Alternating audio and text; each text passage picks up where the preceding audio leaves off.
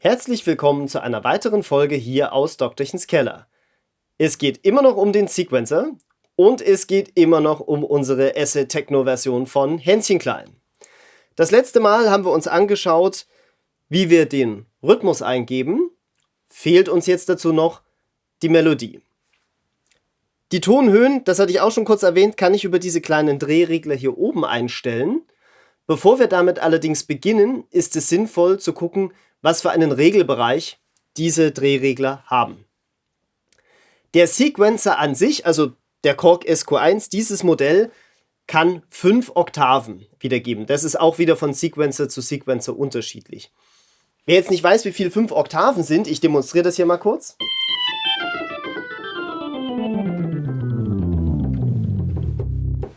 Also, wir merken, ein relativ großer Tonumfang.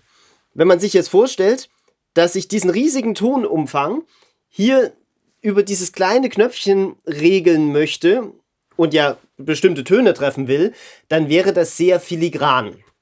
Das haben sich auch die Entwickler dieses Sequencers gedacht. Deshalb kann ich, wenn ich diesen großen Tonvorrat nicht brauche, was eher selten der Fall ist, das Ganze einschränken. Unterhalb dieser Knöpfe sehen wir so eine graue Beschriftung.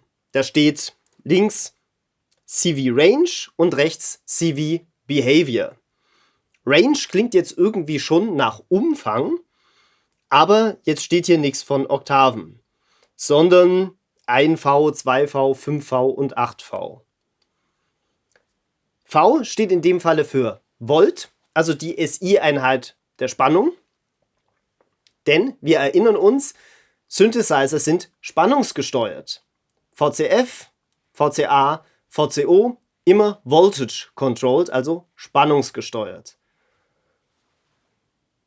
Das heißt, wenn ich an meinem Oszillator eine Tonhöhenänderung verursachen will, kommen einfach für unterschiedliche Töne unterschiedliche Spannungen aus dem Sequencer. Der Bezug ist allerdings nicht absolut. Ich kann also nicht sagen, dass dieser Ton jetzt, was weiß ich, immer 1,5 Volt sind. Denn ich kann ja hier meine Tonhöhen auch nochmal einstellen. Das weiß ja der Sequencer nicht. Entsprechend ist dieser Bezug nur relativ. Das heißt, ich kann sagen, das ist jetzt Spannung X. Was ich sagen kann ist, dass die Oktave oben drüber X plus 1 Volt ist und die Oktave drunter X minus 1 Volt. Das heißt, jeweils wenn ich 1 Volt addiere bzw. subtrahiere, gehe ich eine Oktave nach oben, nach unten. Wenn ich 2 Volt addiere, bin ich eben 2 Oktaven oben drüber. Deswegen steht hier an dem Eingang des Oszillators auch nicht Pitch, sondern V/Okt, also Volt pro Oktave. Was heißt das jetzt hier unten für unsere Einstellung? 1, 2 und 5 wären also 1, 2 bzw. 5 Oktaven. Es gibt dann noch 8 Volt, allerdings steht dort auch die Anmerkung Hertz pro Volt. Das ist eine andere Art, Tonhöhen zu erzeugen. Denn diese 1 Volt pro Oktave gelten nur für das Eurorack. Das ist also ein Eurorack-Standard. Bei anderen Synthesizern ist es anders und dementsprechend sind die auch nicht kompatibel. Hertz pro Volt war früher ein bisschen verbreiteter, unter anderem eben bei Korg. Die stellen auch heute noch einen Synthesizer her, der mit Hertz pro Volt arbeitet, nämlich den Korg MS-20 bzw. den MS-20 Mini.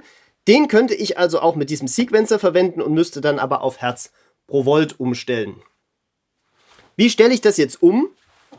Wir gehen hier unten auf die Funktionstaste und dann sehen wir, aktuell sind wir ganz links, das wäre 1 Volt pro Oktave. Wir können uns das auch mal anhören.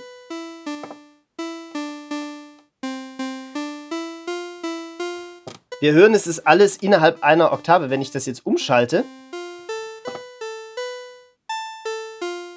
ich habe an den Drehreglern nichts verändert, trotzdem hören wir was ganz anderes.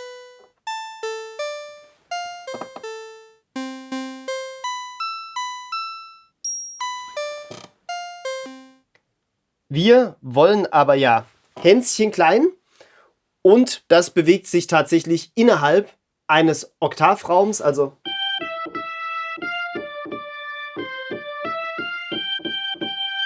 genauer genommen braucht man eigentlich sogar bloß einen Tonumfang von 5 Tönen, passt aber am besten mit der Oktave, hätten wir das schon mal. Was dieses Behavior macht, das schauen wir uns tatsächlich im nächsten Video an, das nächste Woche erscheinen wird. Ich hoffe, wir sehen uns dort wieder. Nicht vergessen zu liken, zu abonnieren und natürlich die Glocke zu läuten, damit ihr eben das nächste und auch die nachfolgenden Videos nicht verpasst. Bis dahin, gehabt euch wohl.